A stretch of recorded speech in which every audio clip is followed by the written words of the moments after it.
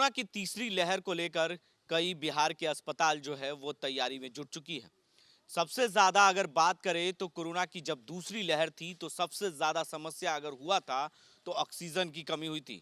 Oxygen ना होने के कारण कई लोगों की जानें भी गई थी, जिसको लेकर इस बार जो है पटना के आईजीएमएस अस्पताल में 2 ऑक्सीजन प्लांट लगाए गए हैं, जिसमें ऑक्सीजन प्लांट में पूरी तरीके से जो प्रधानमंत्री जो फंडिंग है उससे ये जो है ऑक्सीजन प्लांट लगाए गए हैं। हम बात करें तो इस बार जो है कोरोना की जो तीसरी लहर है ओमिक्रॉन, उसको लेकर कई अस्पतालों के बेड की संख्या बढ़ाई गई है, लेकिन कई देश के कई राज्यों में नाइट कर्फ्यू भी लगाया गया है। लेकिन बिहार में नाइट कर्फ्यू और ना ही लॉकडाउन जैसी स्थिति इस बार होने जा रही है, जिसको लेकर पटना के कई अस्पतालों में हम बात करें तो बेड की संख्या और ऑक्सीजन की दिक्कत ना हो, इसको लेकर पूरी तैयारी कर ली है।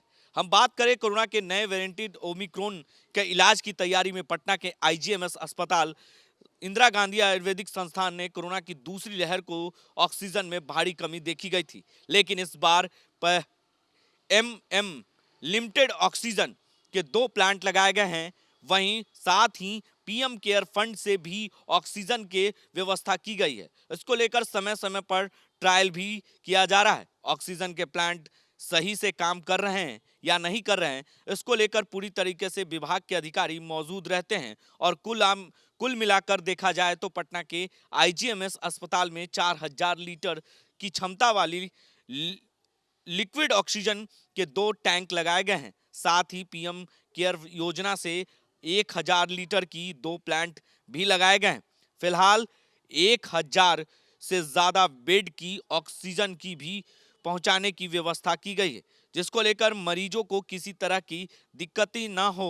अस्पताल प्रशासन का दावा है कि इस बार कोरोना की लहर अगर आता है तो इंदिरा गांधी आयुर्वेदिक संस्थान ऑक्सीजन की किसी तरह की कमी नहीं होने देगा। साथ ही नजदीक के कई अस्पतालों तक भी हम लोग ऑक्सीजन पहुंचाने का काम करेंगे।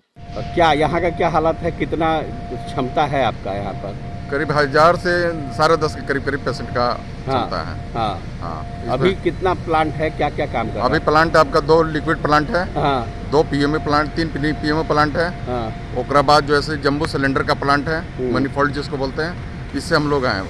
तो जैसा आवश्यकता अनुसार हम लोग जहाँ जहाँ अगर पड़ेगा गैस की सिलेंडर तो उसे हम लेबर को भरपाई कर सकते हैं पेशेंट। अच्छा, अभी ये क्षमता कितना लीटर का है इसका? 2000 का है ये। अच्छा 2000 का ये का लिखा हुआ ऑलरेडी सिलेंडर प्लांट पर है। प्लांट पर, चलिए ठीक है। आज और 1000 का 2 पीएम केयर का है। हाँ और 1000 का ये 500 के 650 के करीब में एक और पीएम केयर का है, एटीएम का है। तो तीनों के तीनों वर्किंग कंडीशन में कोई प्रॉब्लम नहीं आ रही है। अच्छा, और अभी उसी से लाइन चालू भी है, पेशेंट को जा भी रहा है। अच्छा, भंडारण कब कब करते हैं इसका? भंडारण किसी की भंडार की बात कर रहे हैं? या ऑक्सीजन का कब कब इसमें भरते हैं, रिफिल कब? नहीं, रिफिल नहीं, ऑटोमेटिक माने एटमॉस्फेयर से हम लोग ऑक्सीजन बनाते हैं। हाँ। और उसी ऑक्सीजन को बना के वो ऑलरेडी टैंक में कलेक्ट होता है, फिर ड्यूटी को 93 पॉइंट कल्च करके तब उसके बाद पेशेंट को देते हैं।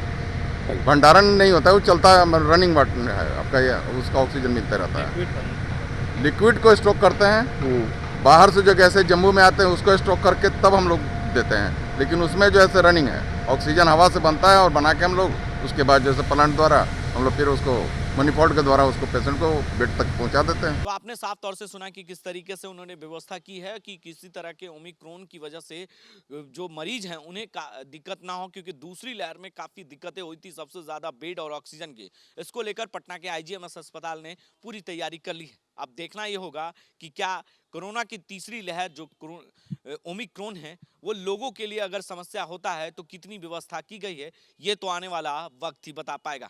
तमाम खबरों के लिए आप बने रहे देश न्यूज के साथ और देखते रहना। Bunty jewellers and brothers, Anishabad opposite Lal Mandir की तरफ से मैरी क्रिसमस और नए साल की बधाई। और नए साल में हमारे यहाँ हर एक खरीद पे कुछ न कुछ उपहार आप निश्चित पाएँ।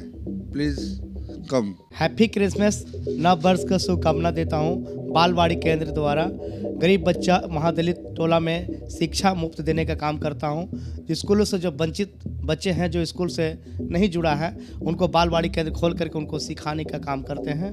और हमारी जहाँ तक बालवाड़ी देशवासियों के लिए बहुत बहुत शुभकामना है जो बालवाड़ी केंद्र में लोगों ने मदद पहुँचाने का काम कर रहे हैं और हम समाज के बीच में जा करके शिक्षा के प्रति उजागर काम कर रहे हैं।